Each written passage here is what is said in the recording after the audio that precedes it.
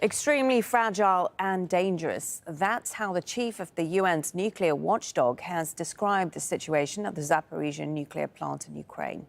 Rafael Grossi fears increased fighting around the facility could lead to a nuclear accident, and he's laid out plans to the UN Security Council on ways to keep it safe. Kristin Saloomey reports. The head of the International Atomic Energy Agency presented his plan to avoid the release of radioactive materials from the Zaporizhzhia nuclear power plant to a divided Security Council. The plant, Europe's largest, has been under Russian control since March of last year, but primarily staffed by Ukrainian technicians. Grossi called for no attacks to be launched from or against the plant, and said it should not be used as a storage base for heavy weapons or troops. He also said the plant's one source of power, crucial to preventing fuel rods from overheating, had to be protected. Russia, for its part, accused Ukraine of shelling the plant. The plant has never seen any heavy weapons or its ammunitions placed on its territory, nor is there any military personnel present at the power plant that could be used to carry out an attack from the facility.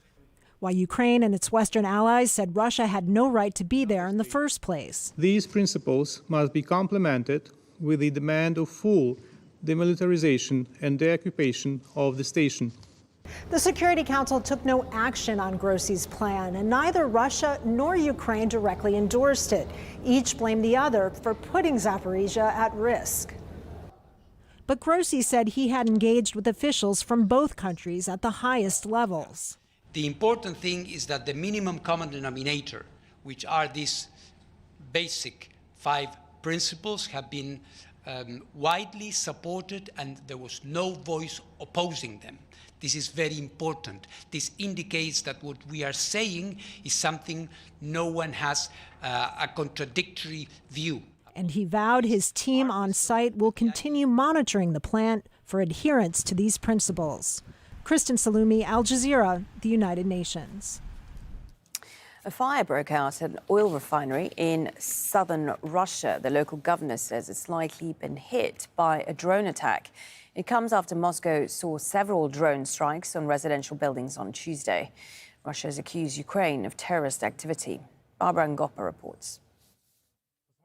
For some, this was the moment Russia's war in Ukraine hit home. Residents in a wealthy suburb west of Moscow were woken to a large-scale drone attack. Russian President Vladimir Putin said it was an attempt to terrify Russians after Moscow hit strategic sites in Ukraine.